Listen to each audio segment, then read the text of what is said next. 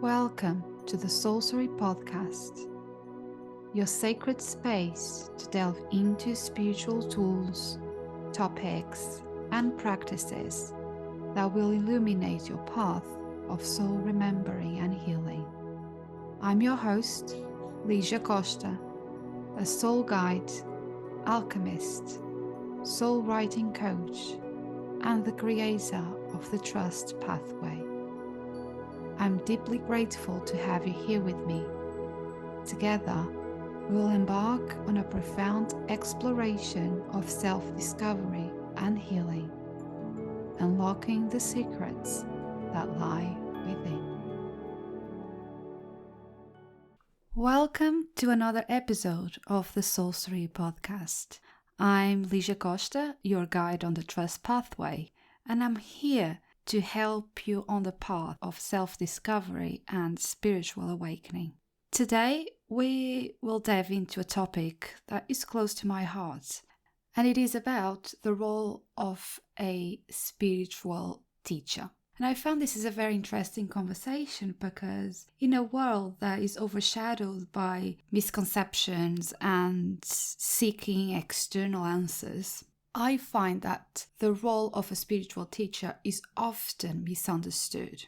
I like to see a spiritual teacher as someone that is holding a torch, that is there to cast light, to illuminate the path back to the inner world within each one of us.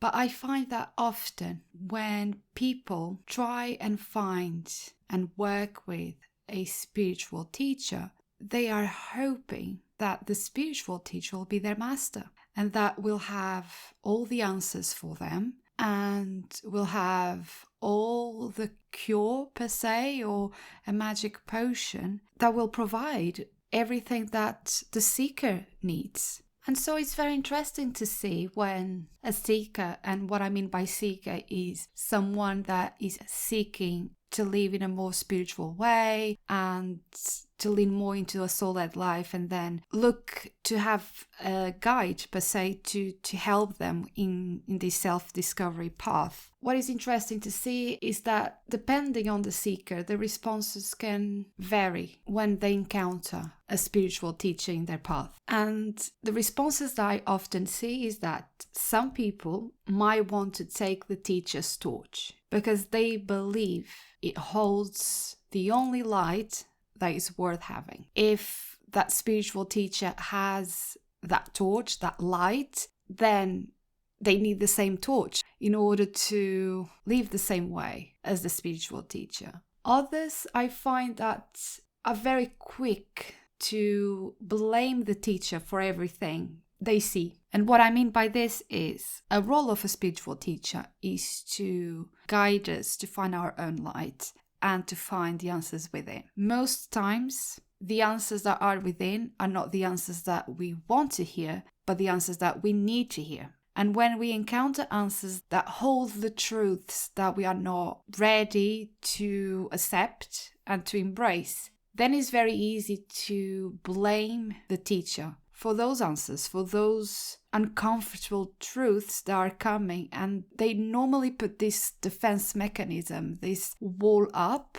to detach themselves from the guidance that they are receiving, but they don't want to see. And then there are those who just simply admire the teacher's light. They have this, I would say, awe for the teacher and for the teacher's light and for the teacher's wisdom.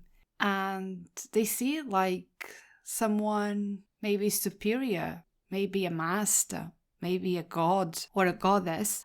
And they normally choose to sit in admiration rather than lighting up their own torch. And it's easy to see this when we see, for instance, these spiritual teachers who offer group coaching or one-to-one coaching or one-to-one guidance. And the student, the pupil, the seeker just can't let go of the teacher. He keeps coming to do all the courses. He keeps coming to carry on with the coaching. And that is absolutely okay if there is progression, if the actual student is implementing and is not looking for validation from the spiritual teacher, rather just, guidance. They can get the guidance, but if the only guidance they are getting is to get the validation that they are doing the right thing and heading the right way, and to get the answers that they feel they are not getting, then there is a lot of attachment here and it's not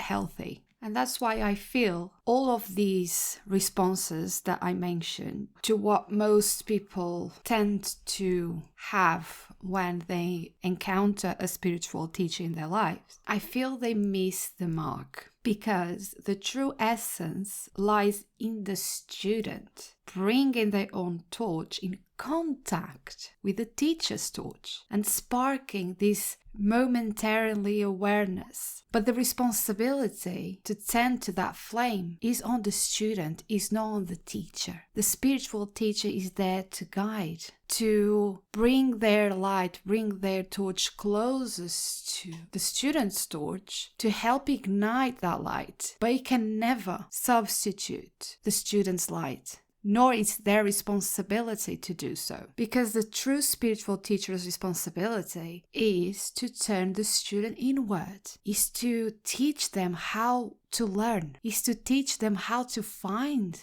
the answers within, is to perhaps show them by the way the spiritual teacher lives their life and works on their own healing and on their own light, and inspires the student to do the same. But he doesn't do it for them. He helps them do it. Because the spiritual path, and I think some people miss the mark here, is that a spiritual path is not something that it can be learned in books or that it can be learned in doing all the courses. Because it's not about memorizing information. It is actually about unlearning and navigating the spiritual path with wisdom, whilst consciously engaging in the journey while knowing when to let it go. Yes, we can read books. I'm one of those people that I love to learn, and I love to learn about different cultures and different perspectives, and I find it really challenging and interesting to try and find the answers that lie really underneath of what the eyes can see. And so going deeper and trying to understand the truths of the universe and the truths behind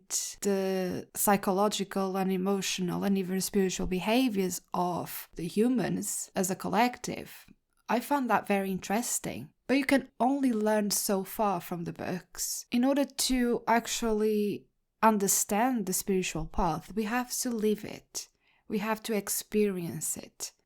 Reading or learning information is not enough to understand the true spiritual path. And the true wisdom comes from that inner compass that we have within us. And that is what must guide the student to experience this journey. Yet the true teacher has no intention of being this permanent guide, as I mentioned before, because a true spiritual teacher is there to lead the student back to their inner journey until the flame of awareness can burn on its own, until their light is the only light that is guiding them. Another thing that I would like to touch is that there is this common misconception that everyone needs to be enlightened in order to go through a spiritual path, or that everyone has to be enlightened right now. And what I mean by right now is that there is this, I would say even toxic pressure to try and make everyone aware and try and make everyone enlightened and awakened. And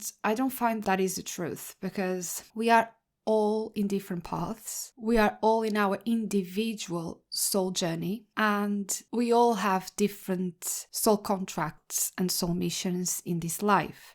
And so some souls chose not to be enlightened, and that is okay. It's their soul journey, and it's how their soul chose to heal their karmic wounds and learn their lessons. And that is absolutely fine. And even those that are here to, at some point, be more aware and be more awakened, they don't have to do it on other people's timelines. Because again, this is a very individual journey. And so the truth is really that everyone needs to be exactly where they are. And if you encounter a spiritual teacher that tells you that you must be enlightened right now, and that you must do all the things to be awakened and do this and do that, that is not true. And that is actually very, very toxic. Because the spiritual teacher challenged those who are ready to take the next step, but only those who are ready. It doesn't push anyone to do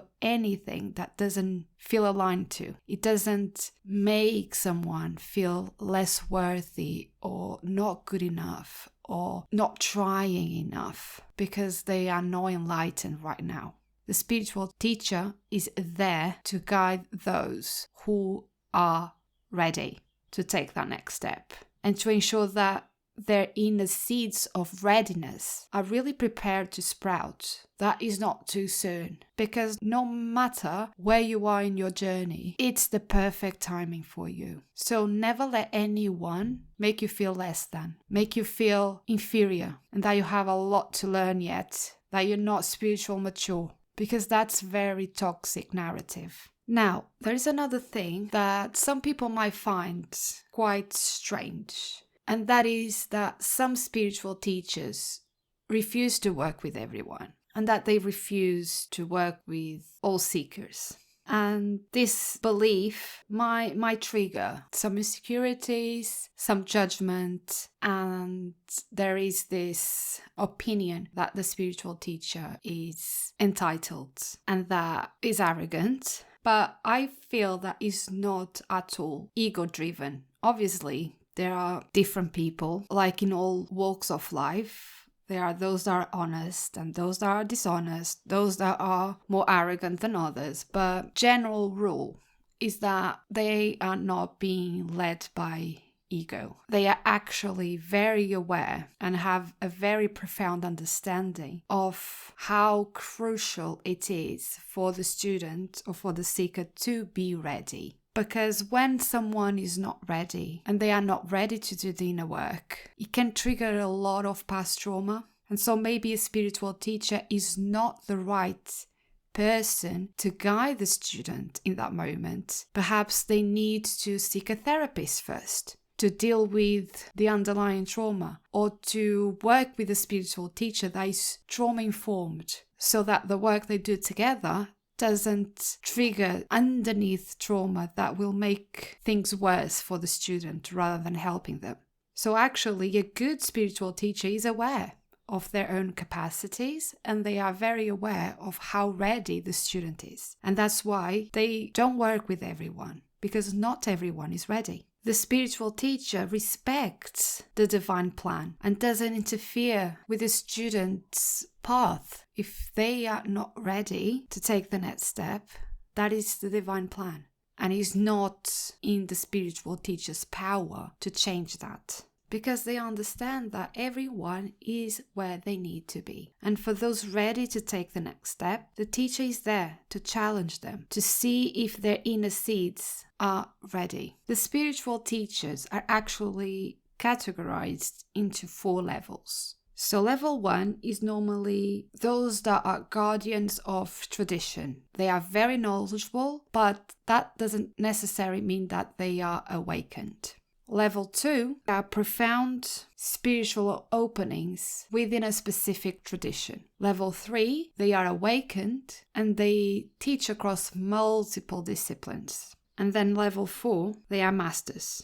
So let's just explain a little bit further each of these levels of spiritual teaching. So level 1, the guardians of tradition, they are likely to be followers and keepers of a specific tradition. They possess a profound understanding of their tradition, and often they have immersed themselves in its teachings and its rituals and belief systems. These teachers are likely loyal guardians that are here to preserve the wisdom that are handed down through generations. However, it is important to understand that their focus is primarily on the external aspects of their tradition. They might have this vast knowledge and may be very committed, but that doesn't mean that they have experienced it themselves and that they have experienced a personal spiritual awakening. Their main purpose is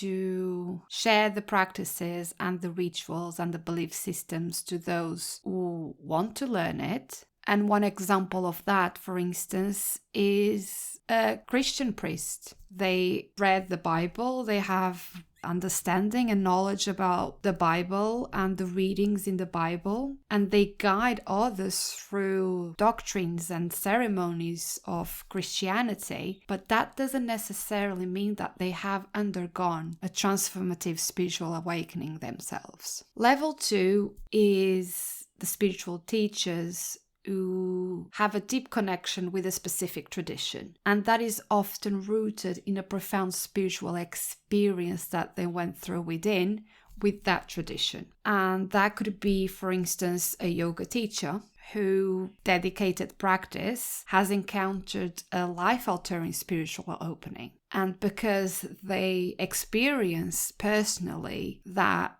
transformation through this tradition, they are now driven to share this experience with others. So the role of these spiritual teachers is actually to serve as bridges between their profound spiritual openings and the teachings of their tradition. They actively guide others in navigating the path to similar experiences. Going back to the example of a yoga instructor or a yoga teacher, he, for example, doesn't just teach the physical postures, right? He aims to facilitate a deeper and more transformative journey for their students that is rooted in a more spiritual teaching. And it also involves meditation and connecting with the breathing and being present in the moment. It's just not about the physical postures. Level 3 teachers are those that have undergone a profound awakening. And that awakening is not attached to a single tradition or a specific tradition at all.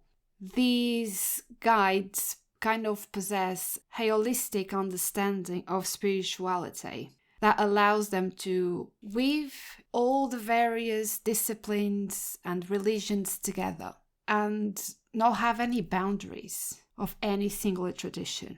They have this ability to interconnect diverse traditions that stem from an elevated state of consciousness and a profound understanding of the universal truths that support different spiritual paths. And it's all this interconnectedness that enables them to offer teachings that resonate with individuals from various backgrounds. For example, in this category, we can imagine a teacher who incorporates insights from Buddhism, Hinduism, shamanism, Catholicism, and other spiritual traditions, and kind of creates this tapestry of wisdom that can transcend any cultural or religion's boundaries. So in essence, these level 3 spiritual teachers foster a sense of unity and interconnectedness between all their students and through the teachings that they provide, because their teachings go beyond the specifics of any single tradition, and they encourage a broader perspective of the spiritual journey. And then the last category is the masters. So this category stands as the highest level of spiritual evolution. And these teachers are individuals who have transcended the need for conventional teaching methods, because masters simply are, right? They simply are masters. They simply exist in this state of profound awareness and presence. And unlike other teachers, their role is not defined by their need to actively teach others, but can use various tools in the present moment to do the work they are called to do. And their very presence creates shifts around other people, just their presence. Masters also are living examples of spiritual realization. They breathe what they teach. Their life is authentic. They don't teach something that they don't practice. Their entire existence is a testament to the profound understanding that enlightenment isn't a destination, but it is actually a state of being. They have transcended the limitations of their ego. They fully embody qualities such as love and compassion and wisdom. And when we actually stop and we observe a master, it's like we are witnessing a living and breathing manifestation of the divine plan. Now, the masters might not engage in any traditional teaching methods actually, because they've experienced many methods, many religions. They aligned with what resonated to them. They experienced it. So what they actually do is just live what they guide others to do. And it's easy to spot that because normally in their presence, people often feel like a shift of consciousness. They suddenly feel a deepened awareness of things. They sense a profound peace because the energy they emanate actually serves as an unspoken teaching. It invites us to tap into the same source of wisdom that they embody. And although they don't engage in any traditional teaching methods, they actually utilize a lot of tools or a lot of expressions that facilitate transformation. And whether it is through meditation, whether it is through a warm embrace or a contagious laughter, they are able to intuitively choose the tool that aligns with the needs of the present moment. And these tools just flow naturally from their deeper connection to the environment they are in. But for them, for these masters, these external actions or these external tools that they use are actually secondary to the state of being and the presence that they maintain. Because their primary focus is not on what they do, but on the energy that they bring into any situation. And they have this very profound understanding on how they are such mirrors to those that are present, and how they have this capacity to reflect a deep spiritual truth. Their very being becomes the source of inspiration, the source of guidance and spiritual awakening for those that are fortunate enough to be in their presence. But in any of these 4 levels, the purpose of a spiritual teacher is again to illuminate the path to their students, is not to be the path itself, is to inspire people to move forward, because there are so many people that get caught up in the wrong ways. For instance, meditating for years or memorizing texts and memorizing rituals. And then they become disappointed when they don't get the results that they look for. But that is because the spiritual path isn't about getting anything.